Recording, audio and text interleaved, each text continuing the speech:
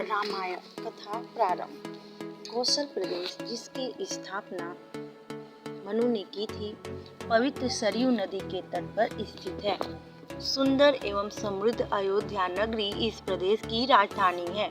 मनु के वंश में अनेक शूरवीर, पराक्रमी, प्रतिभाशाली तथा यशस्वी राजा हुए, जिनमें से राजा दशरथ भी एक थे। राजा दशरथ वेदों के मर्मज्ञ, धर्मप्राण, दयालु, रणकुशल और प्रजापालक थे। उनके राज्य में प्रजा कष्ट रहित, सत्यनिष्ठ एवं ईश्वर भक्त थी। उनके राज्य में किसी का किसी के प्रति द्वेष भाव का सर्वथा अभाव था।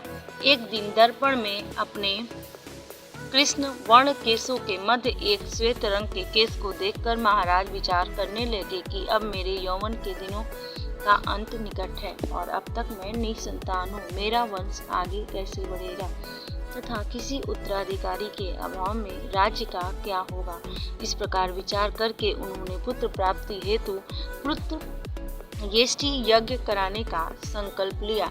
अपने कुलगुरु वशिष्ठ जी को बुलाकर उन्होंने अपना मंतव्य बताया तथा यज्ञ के लिए उचित विधान बताने की प्रार्थना की। उनके विचारों को उचित तथा युक्त जानकर गुरु वशिष्ठ जी बोले, हे राजन, पुत्र यष्टि यज्ञ करने से अवश्य ही आपकी मनोकामना पूरी होगी, ऐसा मेरा विश्वास है। अतः आप अति शीघ्र अश्वमेघ यज्ञ करने तथा इसके लिए एक सुंदर श्याम कर्ण अश्व छोड़ने की व्यवस्था करें। गुरु वशिष्ठ जी की मंत्रणा के अनुसार शीघ्र ही महाराज दशरथ ने सरयू नदी के उत्तरी तट पर सुसज्जित एक अत्यंत मनोरम यज्ञशाला का निर्माण करवाया तथा मंत्रियों और सेवकों को सारी व्यवस्था करने की आज्ञा देकर महाराज दशरथ ने रानीवास में जाकर अपनी तीनों रानियों कौशल्या, कैकेयी और सुमित्रा को यह शुभ समाचार सुनाया। महाराज के वचनों को सुनकर सभी रानियां प्रसन्न हो गई। जय सिया राम। अगली वीडियो में हम बालकांड के बारे में चर्चा करेंगे। Thank you for watching.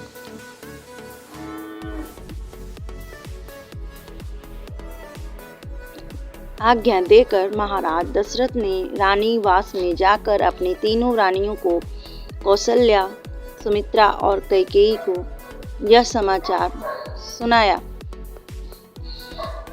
महाराज के वचनों को सुनकर रानियां अति प्रसन्न हुई।